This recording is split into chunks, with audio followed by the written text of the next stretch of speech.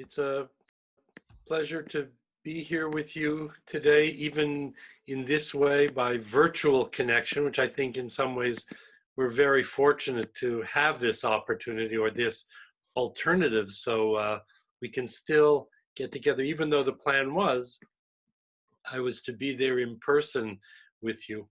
I want to share with you what my same thoughts as Daniel expressed, to notice that today is Lag BaOmer, and I haven't figured out how to set a fire on Zoom yet, but maybe there's a button I'm missing. And I'm grateful to Daniel and to Henri and to Dick for, I'm sure there are others as well, for all the work that you've done to make it possible for me to speak today. And I especially want to acknowledge somebody who's not here today, which is my dear friend and sister Marga, who also is very responsible for making this happen and is very much missed. And I would like to dedicate the merit of our learning today for the aliyah of her neshama, so that her neshama should go higher in Shemayim, because we have gathered to delve into Jewish thought and Jewish practice and to enrich our souls, and may that also lift her soul higher. When we originally planned for me to come and speak with you, we were very aware of the fact that this is the 75th anniversary of liberation. And in the first instance, before the coronavirus COVID thing happened, what we talked about is that I would speak about liberation, because on the one hand, liberation is political, military, social, and then there's the liberation of the soul. There's the liberation at the spiritual level. And there's been a lot written about that, even about the captivity in Egypt, which we just celebrated Pesach, and there was a lot of commentary that I was aware of about the Jews were slaves in Egypt, but is that at the physical level or is that at the spiritual level, and so on. And when I was thinking about that, I felt also to acknowledge that in the battles of 1944 and 1945, as Daniel alluded to, we Canadians, and I go back one generation as a Canadian. My father was born in Romania. My mother was born in Poland. I was born in Canada, so I very much feel a Canadian. And over 7,600 Canadians died in the liberation of the Netherlands. And I think to this day, Canadians regret the loss, but feel that it was a price that needed to be paid for the sake of freedom and liberation. And so I also want to acknowledge those young men and women who faced their fear, and surely there must be tremendous fear in going into battle, something I've never come even close to. When I was growing up and I was a teenager in Canada, in Toronto, in the United States at that time, there was a draft into the army, which we didn't have and have not had since the Second World War. And it was very interesting always to see the difference in how I felt as a teenager and how my American friends as a teenager, when they were facing, in that time it was going to Vietnam, and it was not even on my radar, so to speak. But I want to really bring something from that into focus in relation to the present, because if we're certain that at that time there was a tremendous amount of fear, and at this time, in a different way, there is also a tremendous amount of fear. And I thought that would be a very good subject to address, because in the Mussar approach, very often things are paired. So you get generosity and miserliness, you get worry and trust, you get this pairing of inner traits. And fear and courage is a very typical pairing. And I think one where there's a lot to learn from our ancestors who also faced fear. And I think that it's, let's see, I think it's worth exploring. You tell me what you think when we get to the question and answer.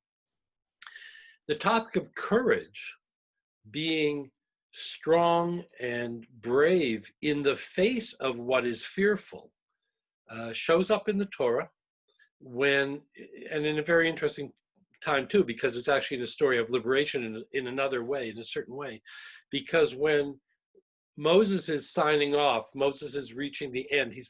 The people have come to the border of the promised land, but Moses cannot lead them over. And so he gives the charge over to Yehoshua. And he says to him, he says, he should be chazak v'yemetz.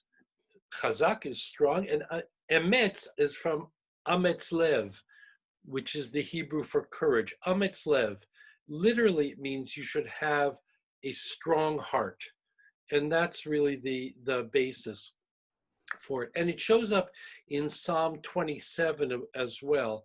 Now, Psalm 27 you may be familiar with, because when the month of Elul comes and leading right up to Yom Kippur, we say this psalm every day in the prayer services.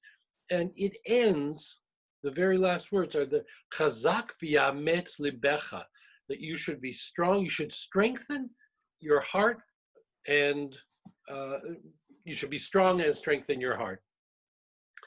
And of course, as we face the new year, we face the judgment day of Yom Kippur and then the new year, it's a good thing to remind ourselves of how we need to be strong as we face our own lives and the challenges of the new year.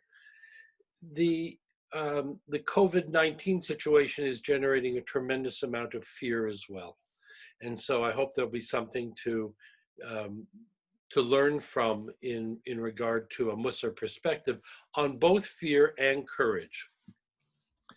You'll find, just to give you a little hint of what's to come, I have much more to say about fear than I do about courage.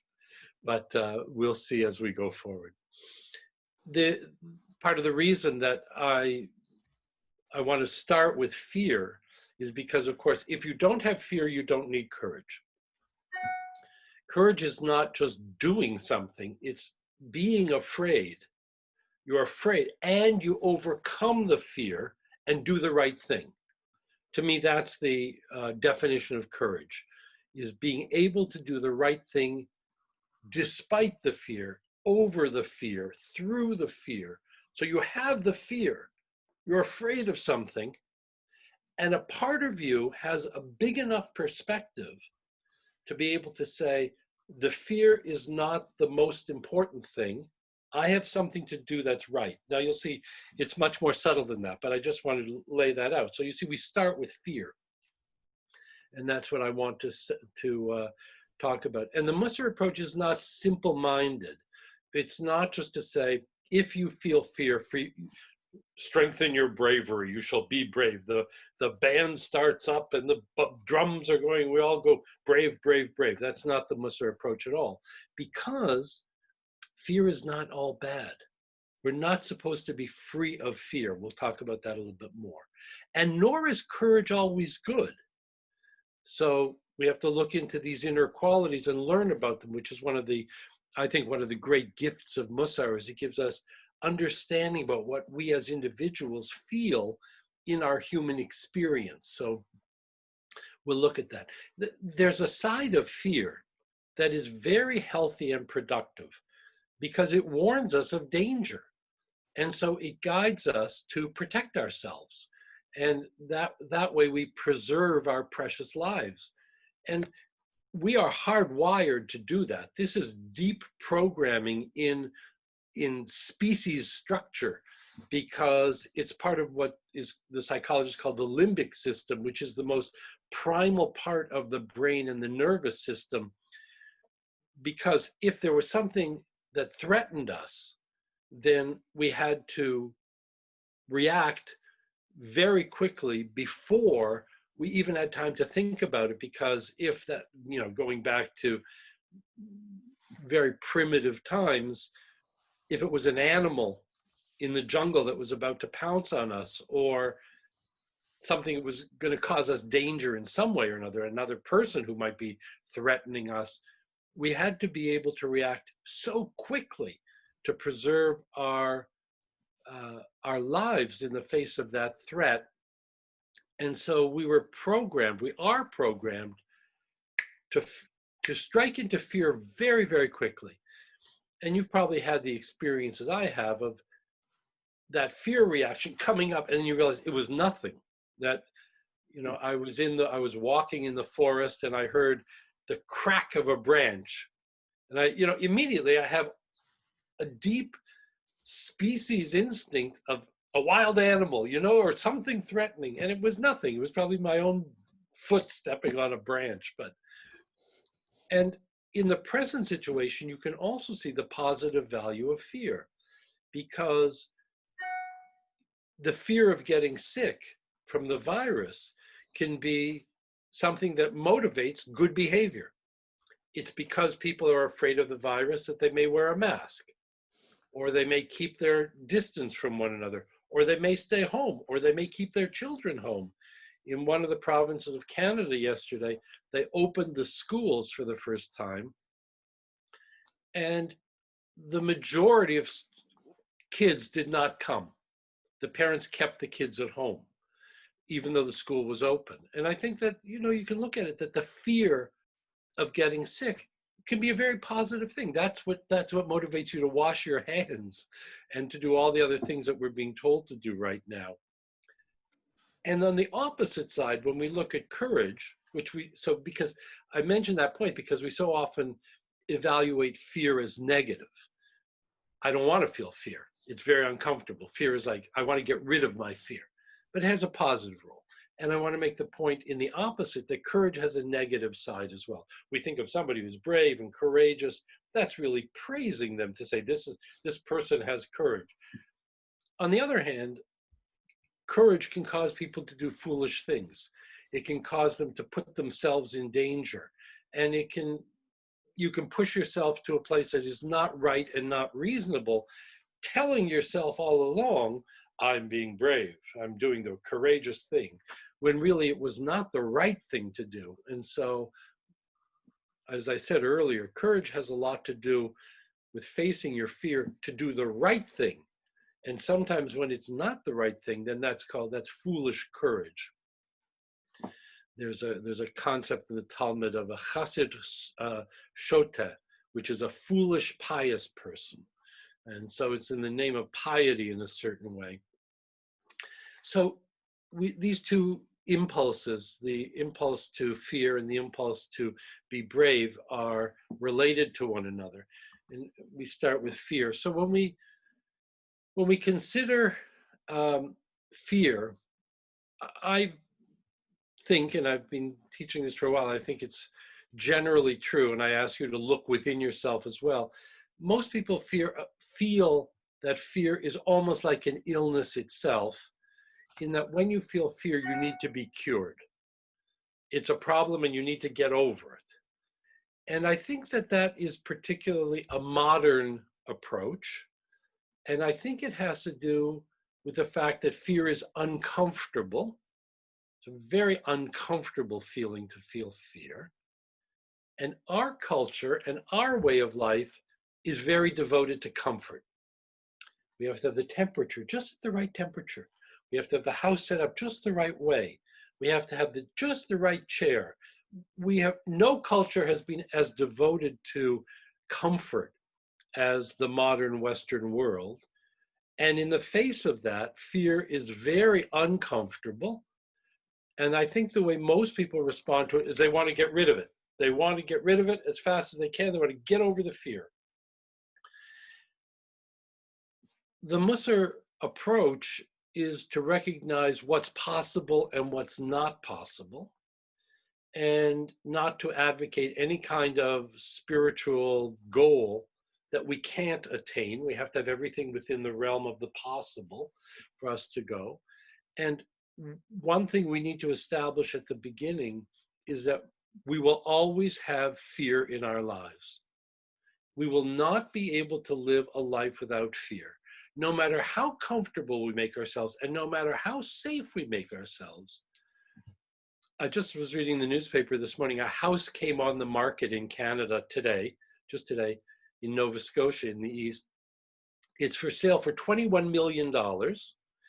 It's on a private island, and it's a complete fortress to defend yourself. It has a bomb shelter and an isolation room, and it's got storage in case of needs for survival. Somebody thought this would be the place to go when the world is coming to an end. And that doesn't protect you from fear.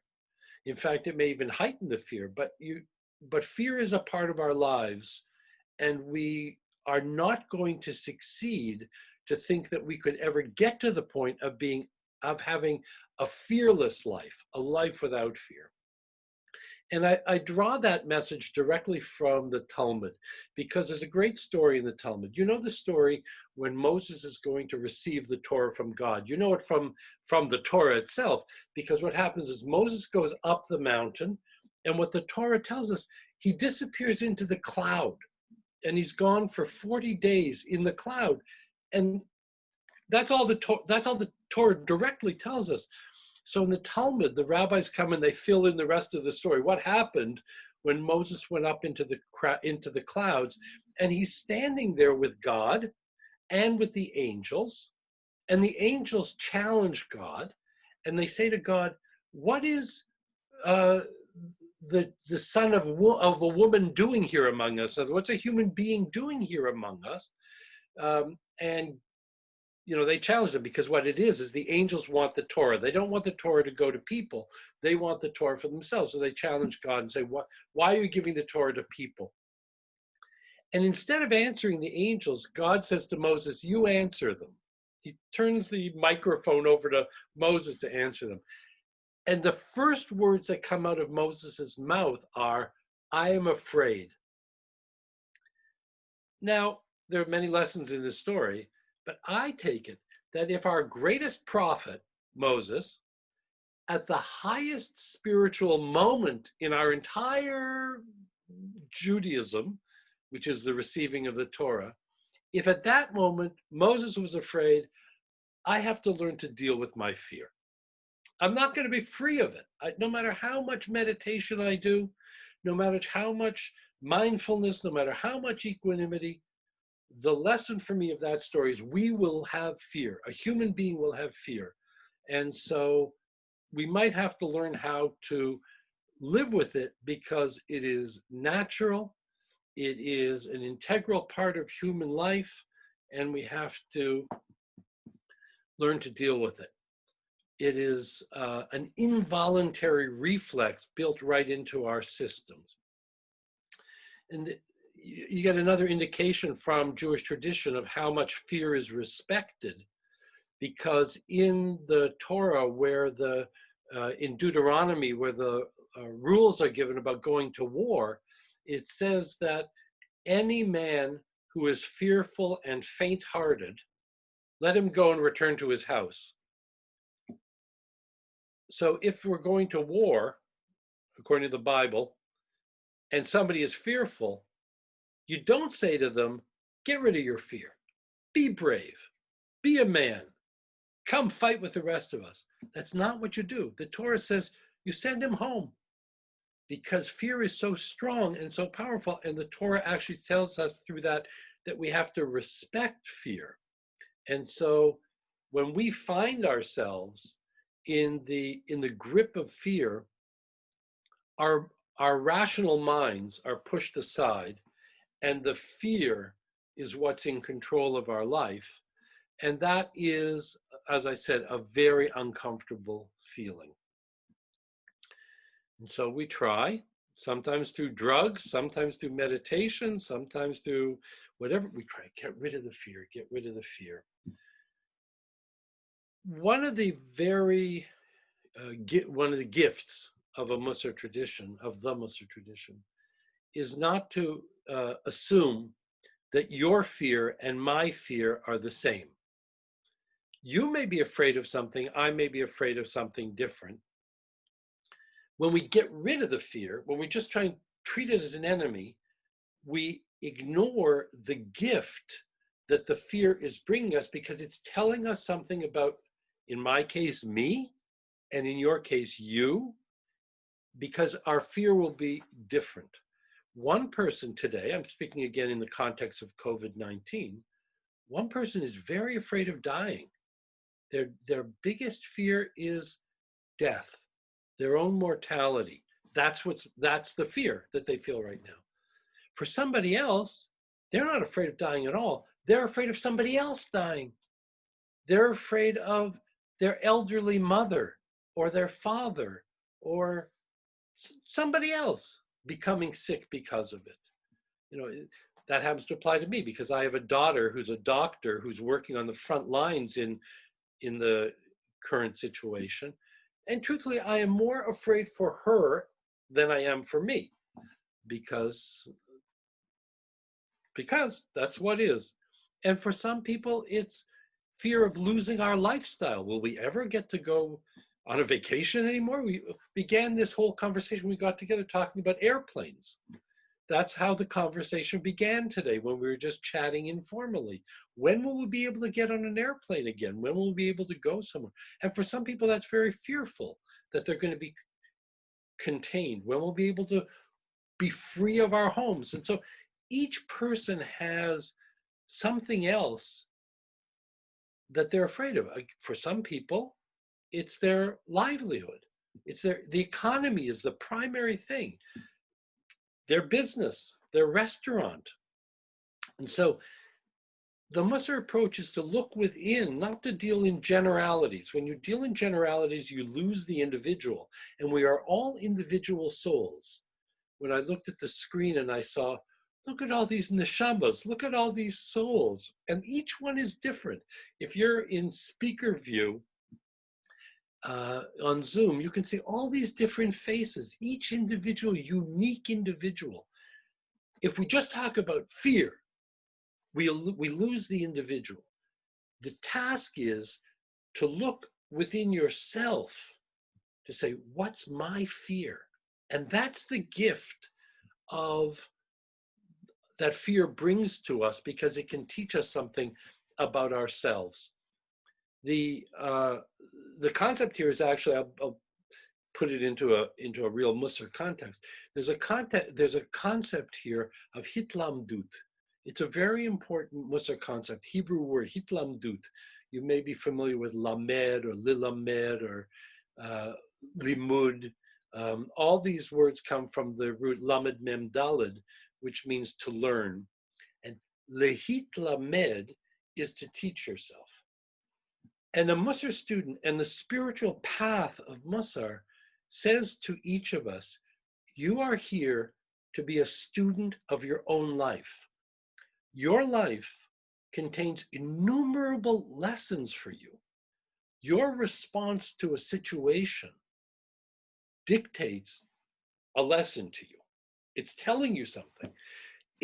This is very important in the context of fear, because if all we do with fear is say, I got to get rid of this, I got to get rid of this, I'm uncomfortable, I'm going to take a drug, I'm the fear, in goes the drug, got to get rid of this.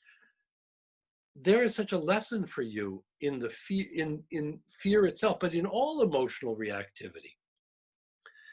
Here they, in Vancouver, well, of course, I live in a place which has a Dutch name. I hope you appreciate that this is one of our connections as well. The supermarkets have an hour at the beginning of the day, which is only for senior citizens and health workers. So I went to the supermarket between 7 and 8 in the morning because I'm a senior and I can go at that hour.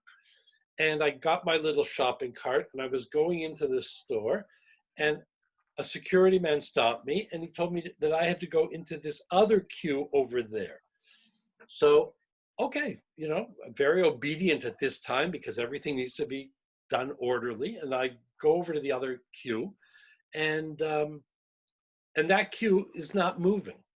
And I see people going in and out of the store, and I'm over on the side. And I went back to the man and I said, why did you put me over here? He said, oh, that other line, that's for seniors.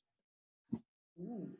Now, if I had had my brain working properly, I would have said, oh, thank you very much. That's such a compliment. But actually, I'm 70 years old. I didn't. I got mad at him. I got angry. I called him a name I don't even want to tell you. because I reacted and I didn't take from the situation something that could be a lesson for me. I have an even better example for you. When I started going to yeshiva, I was 50 years old. And every time I went into the study hall, I can remember to this day, I would start to sweat. I would have a cold sweat. I was very fearful of going into the study hall. I was 50 years old. The average age of the student in the study hall was about 17. I had just started learning Hebrew when I was 48 years old.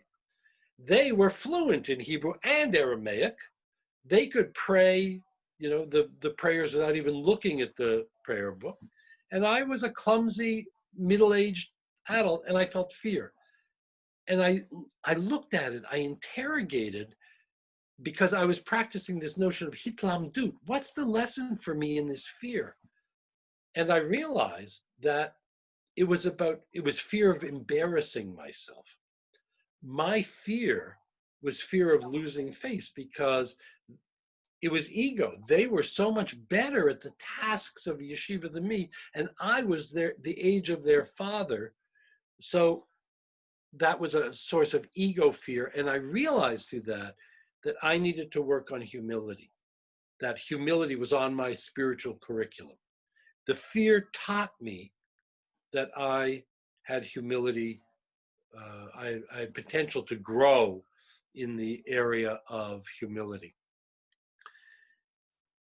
We might be afraid of one thing today. I will be afraid of one thing today. You will be afraid of something else today. I will be afraid of something else tomorrow. One of my strong messages to you today is on the basis of having done that teaching about hitlamdut, that we are here to be students of our own life and experience, and through that to grow. Then one of my strong messages to you today is to interrogate your fears. Examine your fears. Look at which inner quality in you is being triggered and is being marked, that the fear is a signal pointing to that inner trait, because it will be different for each of us. There's a personal message in the fear that you experience, because it's very much your own. Now, we might want to move over to talk about courage now, but I'm not quite finished with fear yet, because there's a little bit more to discuss. In Hebrew, there are several words for fear, as there are in English, and I expect in all languages, because there are different degrees of fear. But there's a very interesting fact about one of the words that exists in Hebrew for fear. The common word that's used for just the kind of feeling you have when the phone rings in the middle of the night, or when you hear a strange noise in your apartment, that's pachad. That's just straight out life-threatening reaction. My life is threatened here. Instantaneous instinct reaction. But there's a notion in Hebrew of yirah. Yirah is a more complex kind of fear. It certainly does mean fear. When I was mentioning the verses which talk about preparing the army to go out to war that the Torah speaks about, and one of the verses goes, when you go out to war against your enemies and you see horse and chariot, a people more numerous than you, you shall not be afraid of them. And the word for afraid there is tira, which comes from the root yira, future tense. And it's clearly about fear. You're going into war and you're saying, don't be afraid. The complexity of the word yira is that it also has a dimension of awe. It's not just fear. It also is a sense of, it names the emotion that you feel when you have a sense of the majesty of life, or the vastness of the universe, or the greatness of God, or you just get beyond the boundaries of ego and you are opened up to this overwhelming feeling of awe, just a sense of wonder. Heschel called it radical amazement.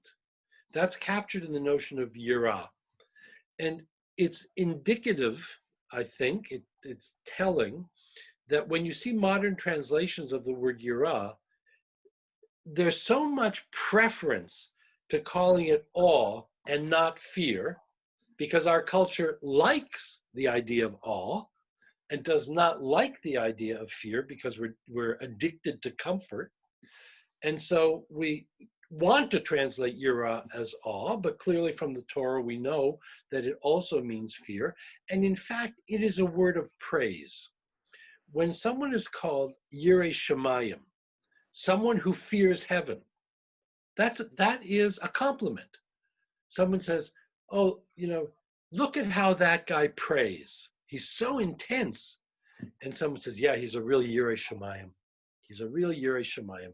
He has awe fear, like it's awe and fear in one and he has that sense of, I am in the face of heaven. I am at this moment speaking to God in my prayer. And so there's someone who has that sense of Yirei Shemayim is praised. And Yirat Shemayim is the fear of heaven, and Yirat Hashem is the fear of God, and that's a very positive thing. In fact, when Maimonides combed through the Torah and came up with the 613 mitzvot, Yira gets number 4. It's high up on the list. It's the 4th mitzvah, is to have fear. So it teaches us something very important, that there's something in fear that we need to learn about ourselves, and there's something that's even a positive thing to cultivate, that there's a positive quality, that if you're a person who is able to fear heaven, God, be a Yirei Shemayim, that's a very positive thing. Now, I sent you, the one important message I wanted to deliver to you was hitlamdut, that you should be a student of your own life and that you should interrogate your fear. And the second one that I wanted to bring to you, which is very central to a Mussar approach, is that there is a positive value in fear, but not in its raw form, where we share the capacity to fear with every other sentient animal. Dogs feel fear, cats feel fear. You watch the way a deer runs from a tiger, they feel fear. At that level, we are no different from any other animal. Because Mussar is a path of spiritual cultivation, spiritual development, the Mussar teachers recognize there's something natural in fear, and there is a good quality in fear, and we can cultivate that good quality, but it doesn't remain in its natural, raw, instinctive form. We have work to do as spiritual practitioners to take that natural impulse and to transform it. And the concept that's usually used in this context is one of lifting it up. The transformation of fear is from taking it from a low level, animalistic influence, and bringing it up to a high level as a spiritual quality that serves our spiritual development on our journey towards holiness. There are different dimensions of the soul, several different dimensions of the inner life. And the two concepts I'm playing out here, animalistic fear and a higher spiritual fear, that maps onto two important different dimensions of the soul. The part of the soul that we share with all other animals is called the nephesh. So a human being has a nephesh as one dimension of the soul, and so does a cat and a dog and a cow and a horse and a deer. All animals have nefashot, but the human being has a neshama, and no other animal has a neshama.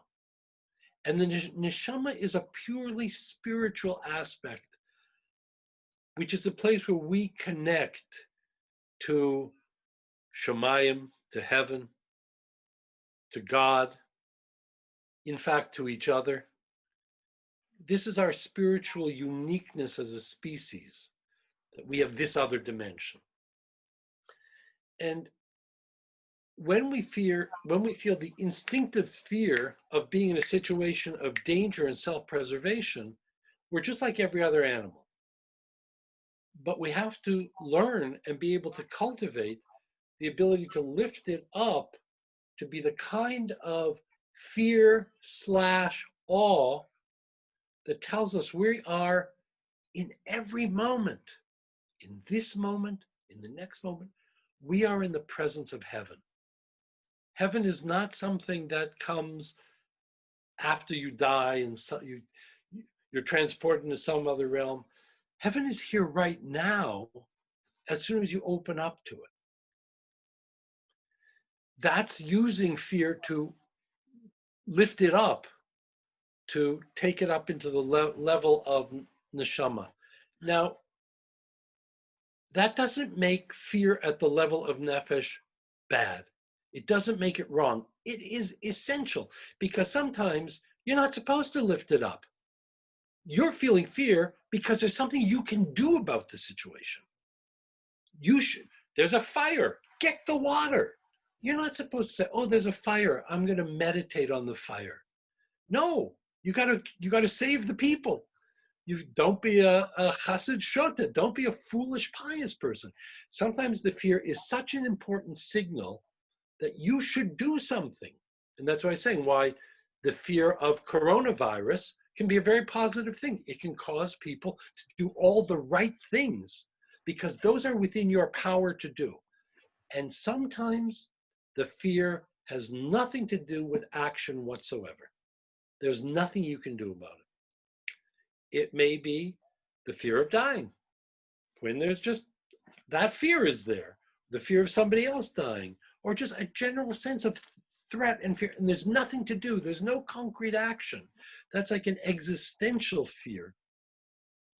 When that happens, that is inviting you to say, I'm feeling some fear that I have the potential to lift up and open myself to the wider universe, to God, to connection, because this fear is not practical. There is no practical response to this fear. Be practical when you can, and when you can't, when it's not relevant, use that fear to lift yourself up to be a Yirei Shemayim, to be a person who has the fear and the awe of heaven. What's crucial in this, and my Mussar teacher, Rabbi Per, talks about this, is that it takes preparation to be able to do that. The experience of fear is that it seizes your consciousness. It grabs your consciousness. It's meant to be extremely fast because it's about self-preservation. The thought process is very slow. And so much of Mussar practice needs to happen when there is nothing going on. You can't begin the practice in the moment of fear or the moment of threat. You begin the practice in the quiet of your home. And my Mussar teacher talks about opening up a space between the match and the fuse. The match is the thing that causes you to feel the fear, like something is threatening you. What's hot? What's going to light your fire? In you, there is a particular fuse ready to go. That's what I was saying, your own particular form of fear. When I was davening this morning, my wife's phone went off. That was about 7 o'clock this morning, our time. And her cell phone rang. After I finished davening, I went and looked, and it was her mother's called. Her mother is 92 years old. She never calls at 7 o'clock in the morning. And I immediately took the phone to my wife to call her mother back. It turned out her mother had mistaken 7 o'clock in the morning for 7 o'clock in the evening. She saw that my daughter had called her yesterday evening at 7 o'clock, so she immediately called back, figuring she was awake, which she wasn't. In the practice, I'm just saying that each of us has our own fuse. In this case, my fuse was my mother-in-law, my concern about my mother-in-law, and I could have gone into a fear state, the match and the fuse, through practice of meditation and contemplation and all the other Mussar practices, hitlamdut. You open up a space between the match and the fuse. So in the moment of fear, in the moment when the threat is present, there is enough consciousness still being held open to be able to say, is this coming into me because I have a practical thing? I'm expressing it in long term, but your thought process is actually much quicker than this. Nefesh neshama. Is this for my nefesh? Is this for my neshama? Is this something I can do something practical about? Is this something that is part of my spiritual practice? When you open that space between the match and the fuse, through practice, through cultivation, through becoming a spiritual practitioner, then you're in a position to make that discernment and respond at the level of nefesh to the things that are practical, and to lift up into the spiritual realm the things which are really spiritual lessons for you. That's what the fear is teaching you. I want to just share one little story, and then I'll wrap up and we'll go to questions. This came very clear to me, the difference between these two things.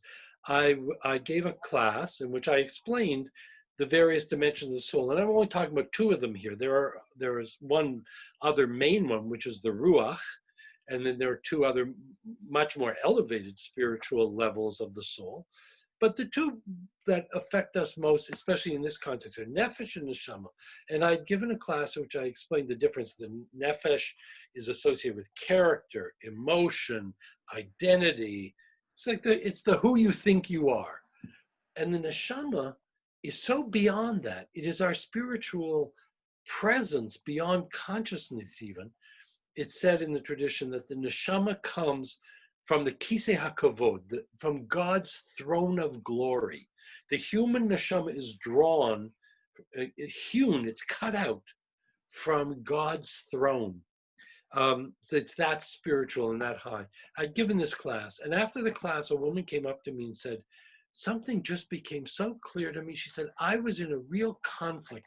I was having this real struggle in myself. I couldn't sort out. I had a conflict. I had two different things fighting in me. She said, I have a terminal diagnosis. I'm dying of cancer, she said. And within me, there's two forces fighting. One of them wants to stay in this life and hold on and do everything I can to preserve myself. And part of me is just ready to let go. It's ready to just leave this life. It's ready to just leave this body. It's just, and she said, now I have language for that because it's my nefesh that wants to hold on in this world. And it's my neshama that is okay with life, birth, death. This is just a spiritual element beyond ego and beyond identity and beyond our own sense of ourselves. Sometimes fear comes in appropriately at the level of nefesh. If all we have is a level of nefesh, we will be in a state of unproductive fear much too much of the time, when in fact that fear can be lifted up and made into something much higher and much more liberating. And that's where I want to end, because the initial theme of my talk today was liberation.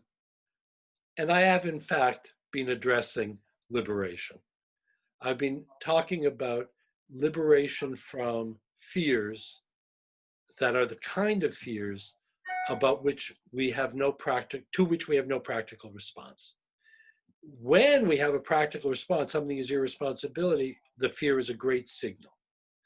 When it is telling you something about some area of your own life that if you examine it, there's something to learn, then it can liberate us from our spiritual curriculum, not through a drug, not through ignoring it or dissipating it, but through cultivating ourselves to becoming the kind of people we have the potential to be, and that Jewish tradition says we have an obligation to be. And that is to be holy souls, people who are holy people. And so that's what I had to share with you today. I didn't say very much about courage. I told you I wasn't going to say very much about courage, because courage is doing the right thing despite the fear at the level of nefesh, when there's something you can do. You may be afraid to go fight that fire, but that's what you have to do because that's the right thing. That's courage. It's not so interesting.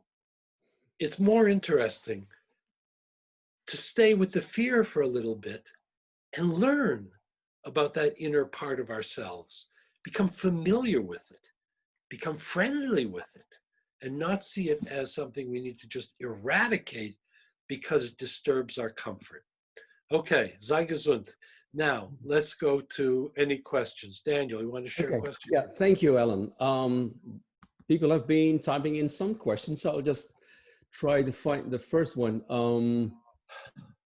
There's a question about is there a relationship between intuition and fear or courage? I'm not all that familiar with intuition. I don't have a lot to say about it. It's kind of a mysterious subject. Intuition is, you have a sense of something, so you can't really put your finger on it. It's not concrete. But I would say this about it, which is that it's highly unlikely that a person will experience the gifts of intuition when they are in the grip of fear. The nature of fear is that it kind of takes over your mind. It grabs your mind. The fear is what's operating, not the human being, not your highest values. Your executive center, your frontal lobe is not running your behavior. And I think it's probably the same thing is true about intuition, that intuition is a subtle force, and you have to pay careful attention. You have to listen carefully to hear the intuition because it speaks in a quiet voice. Fear roars its voice. Fear is a loud thing. And so how can you hear the quiet voice of intuition, which is an elaboration on the idea of opening the space between the match and the fuse? Because this is one of the real products of, I would say, other kinds of spiritual practice too, but certainly a Mussar practice, that inner spaciousness, that's where you could hear the intuition. And some people would rename that notion of intuition. Rabbi Pear once said, I was sitting in a class in the yeshiva, and he said, you have to have silence in your life. You have to have silence, because if you don't have silence, you can't hear the messages that come min hashamayim, from heaven. That's his theology, which is mine to a certain extent now too, which is that we're always a receiver for messages from heaven. If you're in the grip of fear, if you don't have that space between the match and the fuse, if there isn't inner silence at some time, you can't hear that still small voice. And so I think that all applies to intuition, which is one way of naming messages min hashamayim. Okay, thank you. The second one was a suggestion from Hannah. She says that in German, there's a word for it. It's called Ehrfurcht, which is a combination of both things, the awe and the fear in one word. Good. That's good.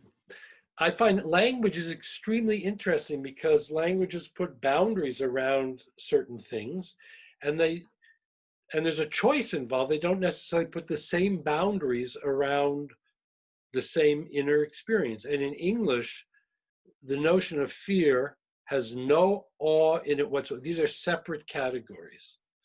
And if we had had more time, maybe this will be part two. There's a lot to understand what these two qualities have together, like why they're brought together. And I think it does have to do with one's sense of ego, that a person, when they are in the ego place, which is nefesh, they can experience fear as a life-threatening experience. When the person gets beyond self, then you're open to awe. And I think all of us have had the experiences of seeing a gorgeous sunset or sunrise or the birth of a baby or looking into your own baby's eyes or love. And it dissolves the boundaries. You don't feel like a separate person, you transcend. So there's a transcendent quality in awe. And those two things are brought together to give us something to work on. So it's interesting. Thank you for sharing that, Hannah. I didn't know that. Okay, the next question is, when you said earlier that fear can lead you to learn something about your own curriculum, but sometimes that when your brain is into fear, there's no space to learn anything. How to circumvent this? I don't know. Sometimes it's the right thing to do. So I would right away say, don't think circumventing that is necessarily the right thing. If you're crossing the street and a car is coming very quickly, it's just not the time to be circumventing or thinking. It's the time to be jumping, and the fear is there for that purpose. But the more that a person does spiritual practice, the more they're able to open up that inner space in which you see what's happening. I describe my own experience. Now it's been, 22 years of doing Mussar practice. And I see that there have been 3 stages. In the early stages of my practice, I could look back and see what I did. It was like looking back into the past. I would analyze what happened and figure it out afterward.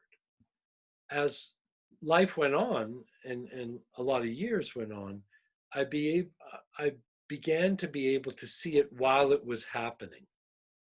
So I could see what I was doing, and I would have an understanding of it while it was happening. I didn't have to analyze it afterward. I could see it while it was happening.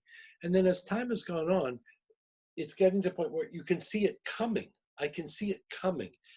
In that space, I can say, aha, I have a choice here. I could go this way or I could go that way. So rather than being reactive and instinctual, I'm being more human, because the human being has free will. The dog and the cat is not making a decision about whether to be frightened or not. The cat's saying, should I feel awe or should I feel fear? So that doesn't happen. But a human being has a capacity to choose, has a capacity to have a lot of mastery over ourselves. But the key to that mastery is having that inner spaciousness to be able to see what's happening truthfully, accurately, and then to be able to choose. So in a sense, all of this is about preserving free will. And when you preserve free will, you're actually preserving yourself as a human being over the animal instinct. Okay, thank you. Then there is this question: is anxiety a form of fear? You mentioned before, like, there are more English words to connote it. And there's the second question after that is, what did Avraham Avinu felt when he was at the Akedah? Was it like fear or awe? Okay, the first part. When I taught about hitlamdut and about interrogating your experience to see what it has to teach you, you then get beyond the distinctions of language, because what you're really looking at is experience. And there are different words so we can communicate: fear, terror, dread, anxiety, etc. You can get a lot of words, and maybe there is a way of separating out. There's some kind of boundary that can be clarified, but not accurately. It's not a scientific, nomenclature. Say this is where dread stops and this is where terror begins. We don't have that kind of clarity. And I think it's a bit of a trap when you're actually looking at yourself, because it's very intellectual. really your experience is telling you a lot. Your experience is a good guide for what it's pointing to. So I gave the example of me being afraid to go into the Beit Midrash in the yeshiva. I could get it. Was it anxiety? Was it worry? Was it, what am I calling my experience? More important was to examine my experience and say, what's it teaching me? What's that experience? I don't care what you label it. What's that experience teaching me? And then I could see it's teaching you that you're feeling ego threatened. This is about your pride. So it didn't matter what the fear, the degree of it. It was more, or the language. It was more about the lesson. That's the most important thing, is to personalize it. Enough on that. Avraham at the Akedah, boy, I've been studying Rav Kook recently, his writings on holiness, and they're very hard for me to understand. I can understand the Hebrew. I understand every word. I don't understand what he's saying. And I realized at some point the reason I don't understand is because I haven't had his experiences.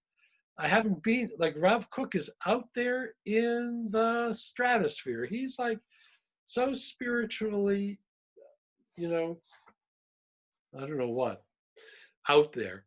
But I haven't had those experiences. No wonder I don't understand what he's saying. I have not had his experience. And I think the same thing applies to Avram Avinu. What was going through his mind? There's been so much commentary on that. He didn't seem to be afraid. He didn't seem to be suffering from fear. He seemed to be doing what was being asked of him. I will say, though, that one of my earliest teachings that I got from my Mussar teacher, Rabbi Peer, was about the Akedah. And he pointed out that in the language of the Torah, when Avraham reaches for the knife, it's said in the language of conscious, deliberate action. I can't remember the exact phrasing, but he sent out his hand with the knife. It's like you get the sense that he was fully in control of what was happening. He was not acting from instinct. He was acting from a higher level of neshama connection to God. And that raises all the questions that the commentators have to deal with, because who in their spiritual connection to God would sacrifice their own child? Is that delusion? Is that an enormously high spiritual level? The commentaries, as they say, oceans of ink have been spilled over those questions. Okay, thank you. I think we have come to the end of our shiur. Can I say one more thing? Yeah, sure. Go ahead. If anybody has a question that we didn't have time for, or you didn't ask, please email me. I'm happy to continue the conversation. And I'll just right now put my email address into the chat.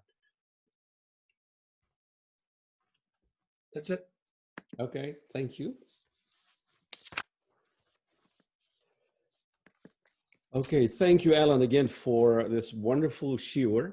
And right on spot, people are coping every day with the mix of fear and mostly fear, I guess, like you mentioned it, about the situation now, about the COVID virus.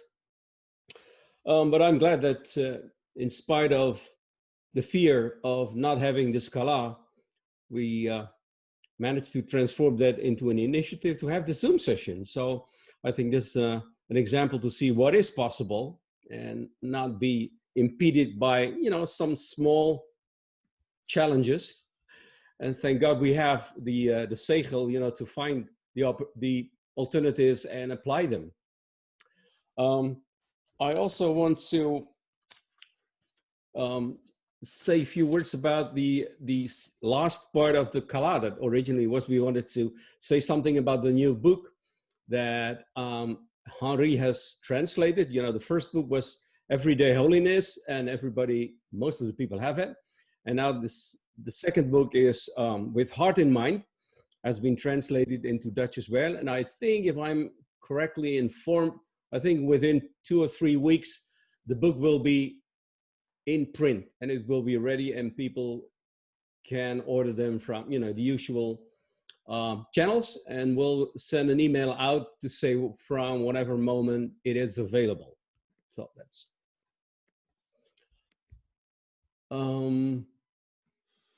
okay. Yeah, that's it, I guess. I just wanted to have some logistic things I wanted to share with the people based on our Zoom meeting. Is just a tip you can take along with you for the next Zoom meeting, whatever you had. It would be very, very welcoming if you would rename your iPad or your computer with a name which confirms your identity, because sometimes we see here someone with an iPad number 1 or iPad number 4, but we don't know who it is. And if you know the people by face, it's easier. But if you know you have 40 or more people and you can hardly see, and whatever it is, just it's a small technical thing, but it makes identifying people a bit easier for the hosts who are trying to cope with the logistic challenges. Okay.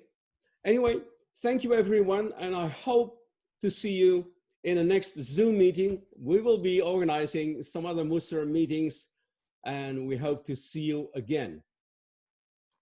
And I look forward to being with you at some point in the future. Thank you. Thank Okay. you. Thank you. Bye-bye. Bye-bye. Bye. Thank you. Bye. Thank you. Bye. Bye, gezond.